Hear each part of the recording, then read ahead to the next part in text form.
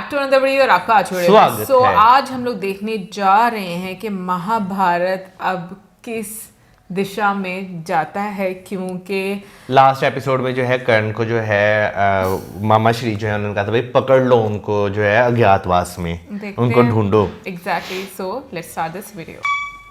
गंधार नरेश शकुनी उस जुआरी की तरह है जो दांव पर दांव हारता है परंतु खेल खत्म करने पर तैयार नहीं। यही तो जुए की पकड़ है। किंतु शकुनी पांडवों से इतना जलता है कि उस जलन ने उसे अंधा कर दिया है। कुरु राज भवन में अंधों की गिनती बढ़ती ही जा रही है। धृतराष्ट्र जन्म से अंधा है। गांधारी ने आंखों पर पट्टी बांध ली है। दुर्योधन कर्म से अंधा है और शकुनी पांडवों के प्रति अपनी नफरत से। और इन्हें उस जयद्रथ का पता ही नहीं जिसे उसकी वासना ने अंधा कर दिया और जो अपने अपमान की छाल बिछाए तपस्या के मार्ग से अपने अपमान के लक्ष्य तक पहुंचना चाहता है। सारथी, रथ रोको।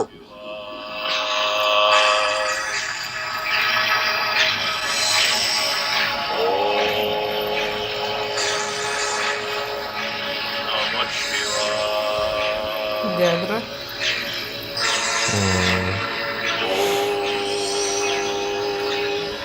नमः शिवाय।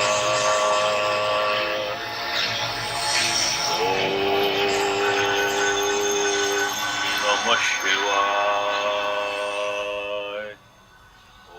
सिंधु नरेश, भ्राता जयद्रथ, आप यहां क्या कर रहे हैं? और आपने अपनी ये क्या दशा बना रखी है?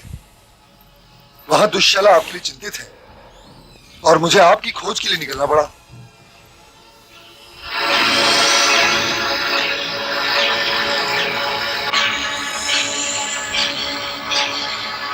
ये मैं नहीं हूं, ये मेरे मलिन, दूषित, कलुषित आत्मसम्मान का शव है मित्र दुर्योधन। मैं ये मुंह ना तो अपने मित्रों को दिखा सकता हूं और ना ही अपने शत्रुओं को।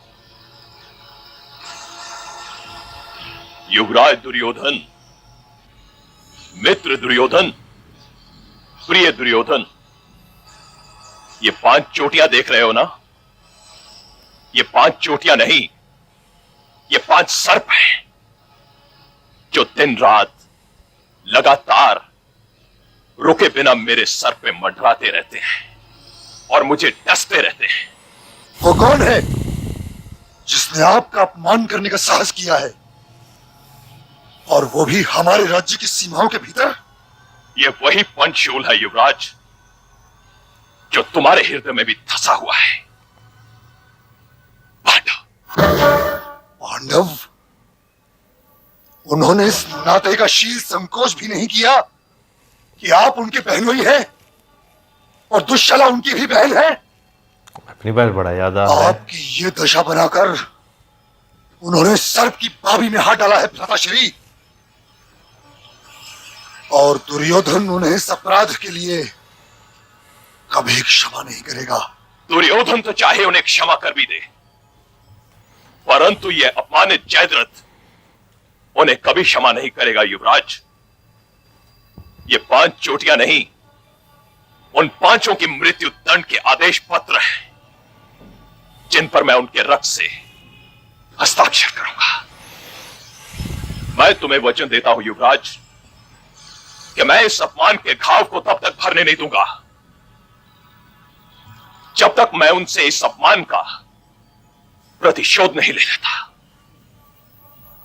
उन्होंने मेरी छाती में एक घाव और लगा दिया है। दुश्शला अनाथ नहीं है सिंधु नरेश। उसके पति का अपमान करने वालों को इस अपराध के लिए कई कई बार मरना पड़ेगा।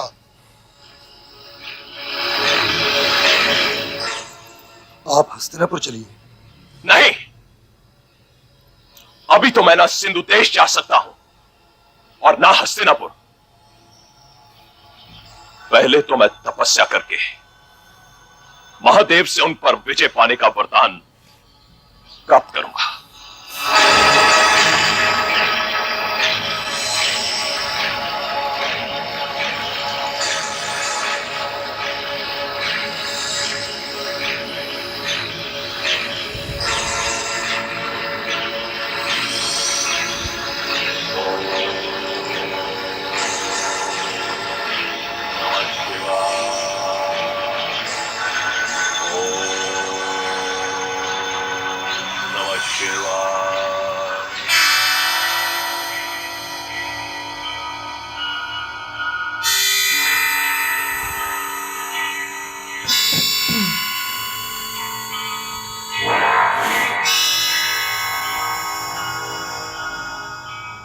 आप किस चिंता में हैं प्रभु?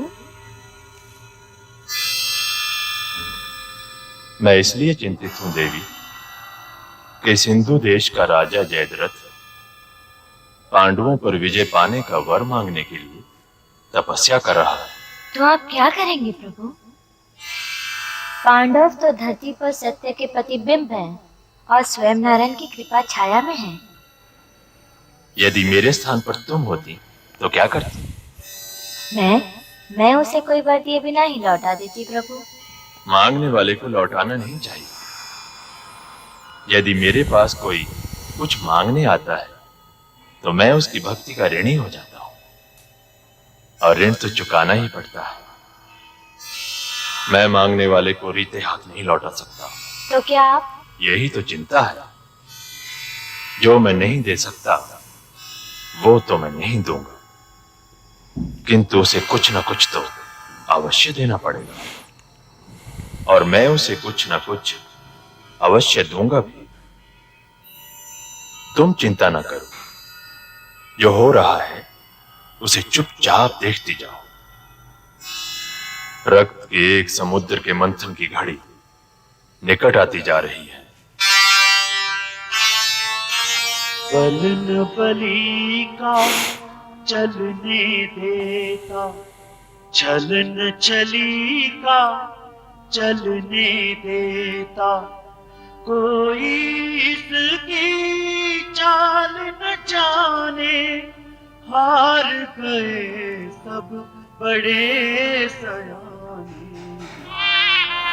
पार न पाते वेद पुराण, पार न पाते वेद जैसे लग रहा है हम लोग ना पुराण, सब दिन होत न एक समान। इनकी एक भूल से इनको बड़ा काटना, गिन गिन दिन को ऐसे ही 12 बरस बिताए, पर्वत जैसे दुख उठाए। रखा धर्म ध्वजा का मान, रखा धर्म ध्वजा का मान, साधो समय बड़ा बलवान। सिर पर लटकी है तलवार, पैरों तले बिछी अंगार, किंतु धैर्य का साथ न छोड़ा, दुखों से तनिक न मोड़ा। मन में बसा रखा भगवान, मन में बसा रखा भगवान, सब दिन होत न एक समान। पांचों पांडव वन वन भटके पांचों पांडव वन वन भटके संग द्रौपदी ना साधो समय बड़ा बलवान सब दिन होत न एक समान सबसे बड़ा